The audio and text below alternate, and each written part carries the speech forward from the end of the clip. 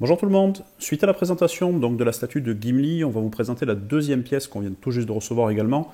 Et là aujourd'hui, ça va être donc Gandalf le Gris, qui est ici dans la même collection, donc toujours la miniature collectible, et faite par Weta. Il marque en bas donc Designed by Artists of Film, tout simplement parce que ces statues-là ont été faites par les artistes qui ont aidé à la réalisation de tous les équipements et toutes les armes que l'on voit dans Le Seigneur des Anneaux, et donc la première trilogie de Peter Jackson. Une boîte très classique, hein, voilà, où vous retrouvez donc les mentions sur Gandalf le Gris, sur le côté des photos, à l'arrière un petit historique du personnage pour expliquer qui est Gandalf le Gris. Donc une boîte, somme toute, très, très simple. On va tout de suite vous l'ouvrir et vous montrer le contenu. Voici notre petit Gandalf une fois ouvert. On va tout d'abord commencer par vous montrer la taille de la pièce. On est sur une statue qui fait grosso modo 18 cm. Donc on est sur une échelle vraiment très proche du indice. Et à mon avis, ils ont dû augmenter l'échelle par rapport à ce qu'ils avaient fait par le passé, puisqu'il me semble que le Nazgûl était légèrement plus petit. On va vous approcher la statue pour vous montrer les détails de cette pièce. Donc pour commencer, au niveau du chapeau, on a un chapeau avec pas mal de relief et une peinture qui est loin d'être uniforme. On a des petites taches un petit peu partout, donc qui permettent de faire un effet vieilli.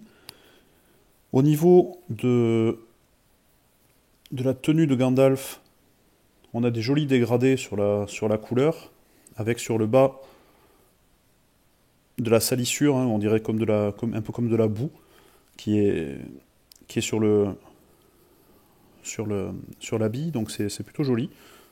Tout ça c'est bien fait, pas de problème. Le bâton, l'effet bois est correct, je vous le rapproche, donc ça c'est pas mal. En haut, au niveau de la pierre, la couleur aurait pu être un petit peu plus transparente, puisque c'est censé faire de la lumière, mais bon, c'est pas mal. Sur la main, ils ont pas mal poussé les détails au niveau de la main, puisqu'on a on voit bien les os de la main et également quelques veines. Juste sur l'avant, je trouve que le noir, là, ils ont un petit peu trop abusé au niveau du noir. De l'autre côté, on a donc l'autre main, pareil, hein, bien faite. Vraiment, c'est pas mal pour le format.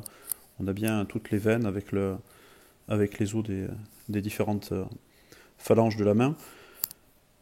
Et ici, on a Glamdring, qui est toujours dans son fourreau, et qui est également bien réalisé. Les couleurs sont correctes. Au niveau de la barbe, une jolie barbe bien fournie.